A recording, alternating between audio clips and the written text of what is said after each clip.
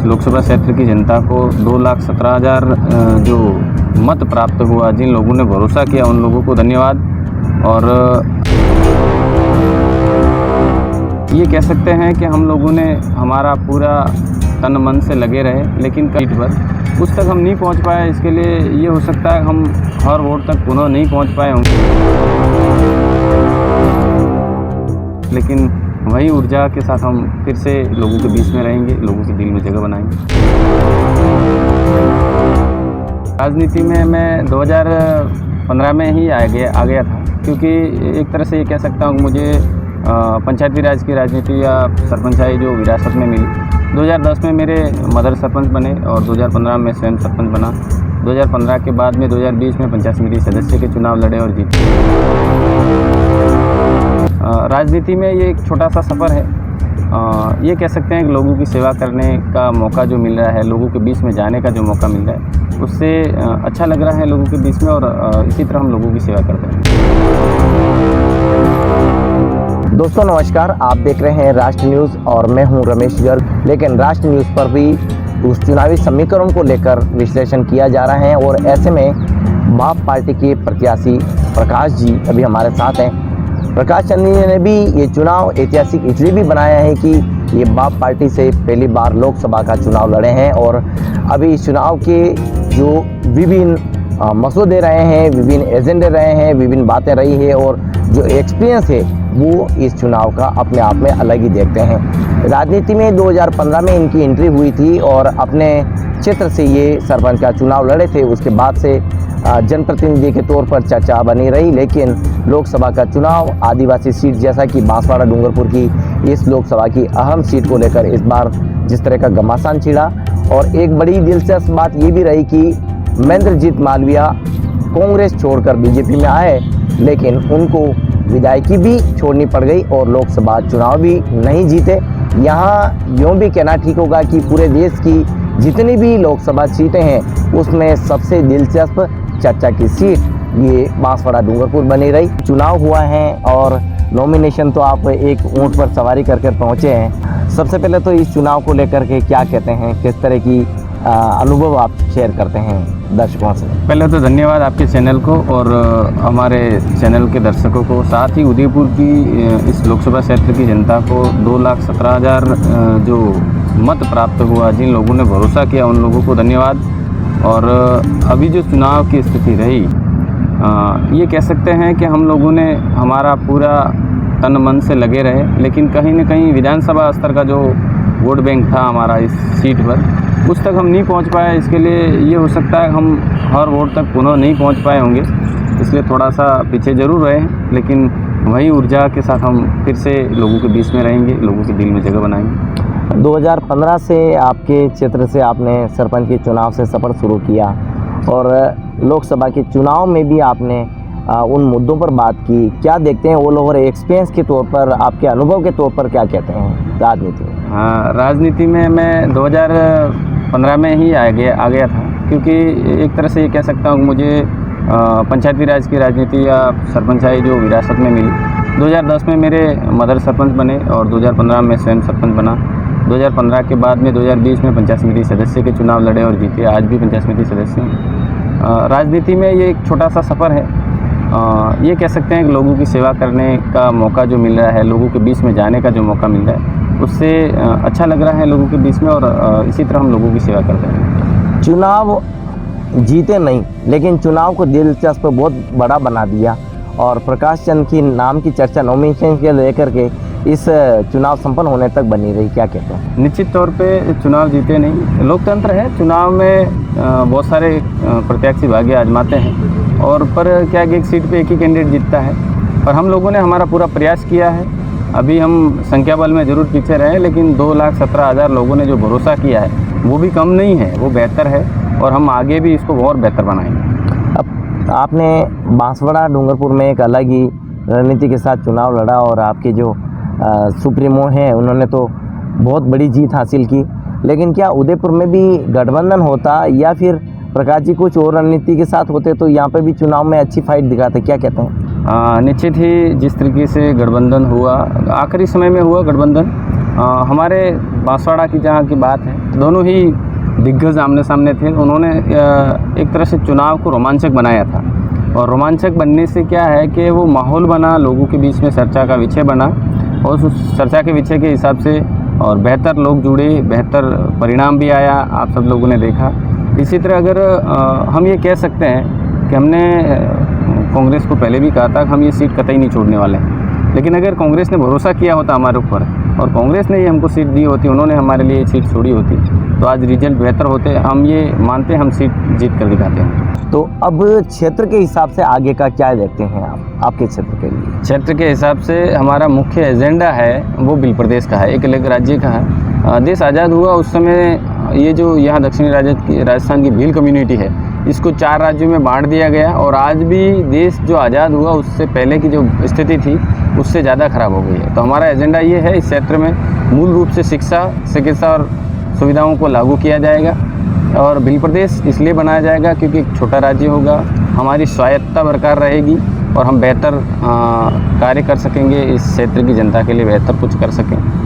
यदि बिल प्रदेश नहीं बने और पूरा एक राष्ट्र के हिसाब से बात हो तो क्या इसमें आप राजी नहीं हो? देखो ऐसा है कि बिल प्रदेश बनेगा तो ऐसा तो है नहीं कि राष्ट्र से बाहर बनेगा, जी बने तो वो राष्ट्र भी में। इसी राष्ट्र का हिस्सा है। आज भी हम इस राष्ट्र का, और हम देशभक्त हैं। ऐसा नहीं है कि हम कोई अलग काम कर रहे हैं, हम सिर्फ हमें अलग स्टेट चाहिए। ऐसा नहीं है कि हम अलग कंट्री की बात कर रहे हैं। देश संविधान सर्वोपरि है, हम तिरंगे झंडे के नीचे रहने वाले हैं, आगे भी रहेंगे, लेकिन हमारा अलग स्टेट की बात है जिसको हम किसी भी हालत में, हर सूरत में जितने भी संघर्ष करना पड़े आगे करेंगे, लेकिन अलग स्टेट बनाने के लिए हम तत्पर हैं। हमारा एजेंडा ही है, इसको लेकर रहेंगे। इस मांग को क्यों करना पड़ रहा है? क्या अभी तक हक नहीं मिल पाया जो मिलना चाहिए था? जी, अभी मैंने पहले ही बता दिया आपको कि देश आज़ादी से पहले ये जो हालत रहे इस कम्युनिटी की, आप भी देखते होंगे प्रिंट मीडिया में, बाकी जगह। अभी थोड़े दिन पहले ही हमारे जनजातीय मिनिस्टर साहब की जो एक खबर चलाई थी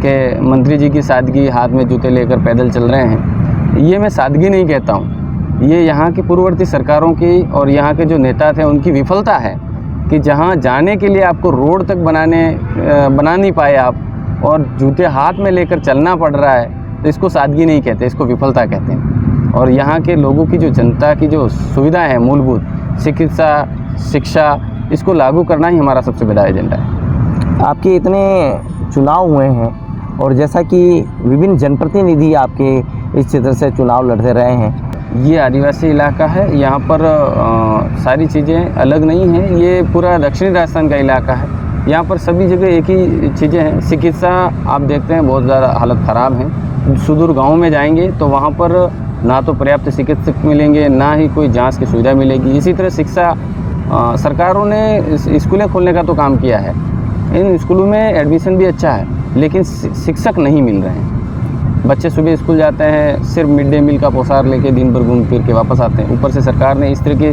से पॉलिसी बना रखी है किसी को फेल नहीं करना है। तो यहाँ का इस सुदूर आदिवासी अंचल का जो क्षेत्र का जो नागरिक है वो और पीछे जाता जा रहा है, क्योंकि शिक्षा मजबूत नहीं है आज के इलाके। तो हम एक मजबूत शिक्षा चाहते हैं जो व्यावसायिक तौर पर आगे बढ़े। अभी आपने सफ़र तय किया, ऐसी कोई अनुभव के तौर पर आप देश की सरकार को, प्रधानमंत्री को ऐसा कुछ लिख के भी भविष्य में देने वाले हैं, बताने वाले हैं कि क्या आपने देखा है और क्या विकास के हिसाब से बात क्या होती है और विकास के लिए क्या कुछ बाकी रह जाता है? क्या अनुभव के तौर पर आप कोई पीड़ा, ऐसी कोई कहानी अभी तक के अनुभव में रही? बहुत अच्छी बात पूछी है आपने। मैं ख़ास तौर पे जाडोल विधानसभा, जो हमारे यहाँ कांग्रेस के कैंडिडेट मिशन कोटला के नाम से चलाया उन्होंने जी, और गोगुंदा विधानसभा, इन सुदूर इलाकों में घूमने का मौका मिला। वहाँ जाने के बाद उन क्षेत्र के लोगों को दर्द देखने के बाद ये एहसास हुआ कि आज भी हमारा ये जाडोल और कोटला का इलाका है, जी, गोगुंदा का इलाका है, वो ये कह सकते हैं कि इस दक्षिण राजस्थान के बाकी इलाके से या उदयपुर सिटी से तो ये कह सकते हैं कम से कम वो 20 से 25 साल पीछे चल रहे हैं। ना वहाँ शिक्षा की सुविधाएं पर्याप्त, ना चिकित्सा। 20-25-50 किलोमीटर लोगों को पैदल चलना पड़ता है। जी। तो इस तरीके से जो विकास हुआ यहाँ के नेताओं का, उन नेताओं ने खुद का विकास किया है, जनता का विकास नहीं किया है। इसलिए मैं आपके चैनल के मार्फत भी सरकार तक और मैं अपने स्तर पे भी जहाँ जहाँ बात उठानी पड़ेगी कहेंगे कि आज तक जो काम नहीं हुए हैं, हम उस पीड़ा को, उस दर्द को लेकर सामने आए हैं। राजनीति अलग मैटर है, लेकिन यहाँ की जनता का जो दुख दर्द है उसको आगे लेकर आने हैं। हम दुख दर्द के लिए काम करने के लिए आए हैं। इस सरकार के गठन की प्रक्रिया को लेकर आप क्या कहते हैं? सरकार तो पहले भी जिस तरीके से गठन हुआ है अभी भी फिर हो जाएगा, क्योंकि एनडीए को बहुमत मिल चुका है। और हमें इस बात की खुशी है कि आदिवासी अंचल की जिस आवाज़ को लेकर हम पिछले 5, 7, 10 सालों से काम कर रहे हैं, वो आवाज़ दिल्ली में देश के सबसे बड़ी पंचायत में गूंजेगी, तो निश्चित ही इस क्षेत्र की जनता के लिए कुछ न कुछ उद्धार होगा। पहले बीटीपी थी और फिर बाप पार्टी बनी। ये पिछले करीब 2018 का जो सफ़र है, 8-9 साल का जो सफ़र है, 8 से 10 साल का सफ़र है, इसको ऑल ओवर आपके पार्टी के नाते आप क्या देखते हैं और अब क्या बदलाव की ज़रूरत इसमें लग रही है? पार्टी, देखो हमारा एक यहाँ जन जागरण चल रहा है, सामाजिक जन जागरण। तो वो हम हमारे क्षेत्र की जनता को संवैधानिक हक और अधिकार सिखाते हैं। आपके अधिकार क्या हैं और आप किस स्थिति में जी रहे हैं। पार्टी हमने हमारी सुरक्षा के लिए लाए। हमको ये पता चला जन जागरण करते करते कि राजनीति जब तक नहीं करेंगे, जब तक हम राजनीति में नहीं आएंगे, तब तक हम संवैधानिक हक और अधिकार यहाँ के क्षेत्र की जनता को नहीं दिला पाएंगे। इसलिए हमने राजनीति में कदम रखा। और पहले जो कि जैसा कि आपने बताया बीटीपी थी, ज़रूर बीटीपी हम गुजरात से लाए थे, लेकिन हमने जो तरीका यहाँ अपनाया था, जेपीएसपी जिसको कहते हैं, मतलब जनप्रतिनिधि सिलेक्शन प्रणाली, जो इस सीट पे कौन सी सीट पे कौन व्यक्ति चुनाव लड़ेगा उसका तय वहाँ की जो मतदाता है वो तय करेंगे। लेकिन बीटीपी ने ये सोचा कि पहले जो पार्टियाँ चल रही हैं हम भी उसी तरीके से करें, इसलिए हमारे मतभेद हुए और हमने नई पार्टी बनाई। और आप सब देख रहे हैं कि एक मेरे जैसा आम व्यक्ति भी लोकसभा जैसे बड़े चुनाव लड़ा है और हम सब जनता के बीच में गए। जी प्रकाश जी, वोटों का आंकड़ा जो आप बता रहे हैं, क्या आंकड़ा इस पर आप कहते हैं इस पर क्या कुछ और बढ़त हो सकती थी या और कुछ? वोटों का आंकड़ा हमारे हिसाब से काफ़ी कम रहा है। वैसे तो 2,17,000 का जो आंकड़ा है एक बेहतर परिणाम कह सकते हैं, लेकिन इससे भी बेहतर परिणाम की अपेक्षा थी हमें। हम ये सोच रहे थे कि हम बहुत अच्छा कर पाएंगे, लेकिन हो सकता है कहीं ना कहीं हमसे गलतियां रही होगी। अब कोई भी चीज़, कोई भी काम पहले करते हैं तो गलतियां रहती हैं। निश्चित तौर पे हमसे जो अभी गलतियां रही होगी उस गलतियों पे सीख करके हम आने वाले चुनाव में बेहतर करेंगे। और हमारे बीच में अभी 4-6 महीने बाद पंचायती राज चुनाव आ रहे हैं, तो उससे भी हम काम करेंगे, उससे भी कुछ बेहतर करने का सीखेंगे। इसीलिए जो आंकड़ा रहा है हम एक बार तरीके से संतुष्ट हो सकते हैं, ऐसा कह सकते हैं। वैसे बेहतर परिणाम नहीं कह सकते हैं, लेकिन इसको संतुष्टप्रद कह सकते हैं। इस सीट पर प्रकाश जी को ऐसे क्या मुद्दे लगते हैं जो समय समय पर, अब भले ही मन्नालाल जी बीजेपी से यहाँ के लोकसभा सीट पर एक सांसद के तौर पर सेलेक्ट हो चुके हैं, लेकिन समय समय पर विपक्ष को कई बार जो मजबूत है विपक्ष अपने को याद दिलाता है, क्या क्या मुद्दों पर बात होती रहेगी, जनता के हक पर क्या बात करते रहेंगे? बिल्कुल, हम यहाँ के नवनिर्वाचित सांसद महोदय से भी निवेदन करेंगे और पहले भी ये कहेंगे कि जो यहाँ की जनता के मूलभूत अधिकार हैं, शिक्षा, चिकित्सा और रोजगार संबंधी जो मुद्दे हैं उनको सदन तक उठाएं। यहाँ की जनता के, यहाँ के युवा जो बेरोजगार से परेशान हैं उनको रोजगार उपलब्ध कराएंगे, ऐसे हम उनसे अपेक्षा करते हैं। प्रकाश जी, आदिवासी क्षेत्र को लेकर कई बार ऐसी बात आती है कि नक्सलवाद फैल रहा है, ये जो सब बातें हैं कहीं छुपी नहीं है। प्रकाश जी भी इस तरह की बातें जब इस क्षेत्र की सुनते हैं तो ऑल ओवर रिएक्शन क्या जाता है, इस पर क्या कहते हैं? ये आपने एक अच्छा सवाल पूछा। इसके लिए मैं ये कहना चाहूँगा कि जब किसी व्यक्ति के पास, किसी पार्टी के पास किसी नई उभरती हुई विचारधारा के लिए कोई ऑप्शन नहीं होता है, उनके पास कोई तोड़ नहीं होता है, तो उनको कलंकित करने का प्रयास करते हैं। जैसे कि अभी इस आदिवासी अंचल में जो हमारा कारवां बढ़ रहा है, तो इनको ये लग रहा है कि इनको कैसे रोका जाए, क्योंकि हम लोगों को संवैधानिक हक और अधिकार सिखा रहे हैं। इसीलिए यहाँ का युवा और यहाँ का आमजन हमसे जुड़ रहा है, तो वो एक तरीके से हमारे ऊपर फिजूल आरोप लगा रहे हैं। नक्सल है, किसी के हक और अधिकार की बात करना अगर नक्सल लगता है इनको जी, तो ये मान सकते हैं हमारी ओर से ये ऐसा कुछ नहीं है। हम इस देश के संविधान में विश्वास करते हैं, हम इस देश के तिरंगे झंडे के नीचे खड़े रहने पे विश्वास करते हैं। हाँ, ये ज़रूर है कि हम हमारे हक और अधिकार के लिए बात तो करेंगे। आप हमें नक्सल कहो या कुछ भी कहो, लेकिन जब बात हक और अधिकार की आती तो हम आपके या किसी और के भी अनगल आरोप लगाने से पीछे नहीं हटेंगे। हम लोगों को हक और अधिकार, ये संवैधानिक हक और अधिकार दिलाने के लिए आए हैं, तो इस तरीके से आरोप लगते रहेंगे, इससे हम चिंतित नहीं हैं। जो लोकसभा सीट है बांसवाड़ा डूंगरपुर, राजकुमार जी ने ऐतिहासिक जीत हासिल की, लेकिन कांग्रेस से बीजेपी में महेंद्रजीत मालवीय आए। अब कयास तो ये लगाए जा रहे थे कि अच्छे वोटों से जीत जाएंगे, लेकिन जिस तरह की हार हुई है, मालवीय जी की इस चुनाव के बाद की स्थिति क्या देखती हैं और उनका जनाधार अब क्या देखते हैं?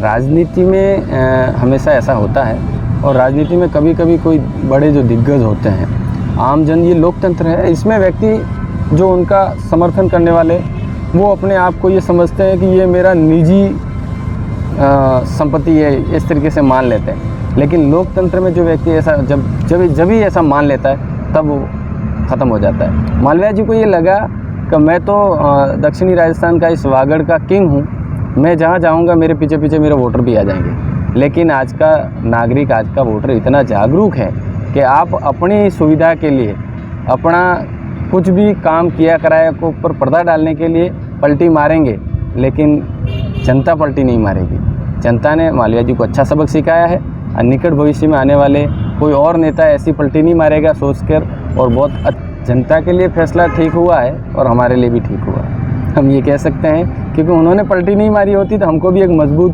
प्रतिद्वंदी नहीं मिलता, और मजबूत प्रतिद्वंदी मिला, इसलिए हम मजबूत जीते हैं। जब प्रतिद्वंदी मजबूत होता है तभी फाइट करने का मज़ा आता है, और मालवीय जी ने पलटी मारकर बेहतर काम किया है, इसलिए हम बेहतर जीत, लोगों ने भी अच्छा, जब मालवीय जी ने पलटी मारी तो लोगों के भी अंदर स्वाभिमान जगा कि व्यक्ति, नेता अपने काम के लिए कहीं भी पलटी मारे, लेकिन हम हमारे सुविधाओं के लिए नेताओं के पीछे नहीं जा सकते, नेता हमारे काम के लिए आ गया है। अब आपके बड़े भाई है, वो संसद में तो अपनी बात को रखेंगे, अपने क्षेत्र की बात करेंगे, लेकिन अभी जीत की जश्न की तस्वीर हम देख रहे थे। प्रकाश जी क्या कहते हैं उस तस्वीरों को लेकर के? कहीं कहीं प्रकाश जी भी उस कैमरे में उन तस्वीरों में दिख ही रहे थे, क्या कहते हैं? जीत का जश्न निश्चित तौर पे एक बड़ी जीत है, जश्न तो होना ही था।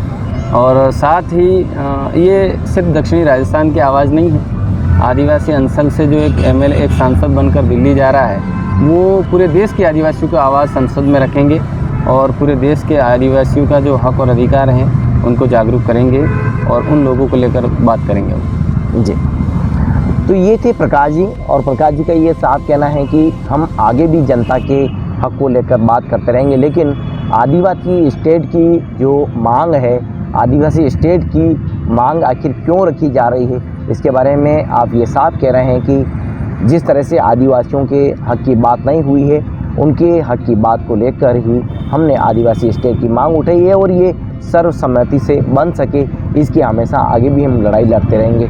आपने वक्त दिया उसके लिए बहुत बहुत धन्यवाद। थैंक यू, धन्यवाद।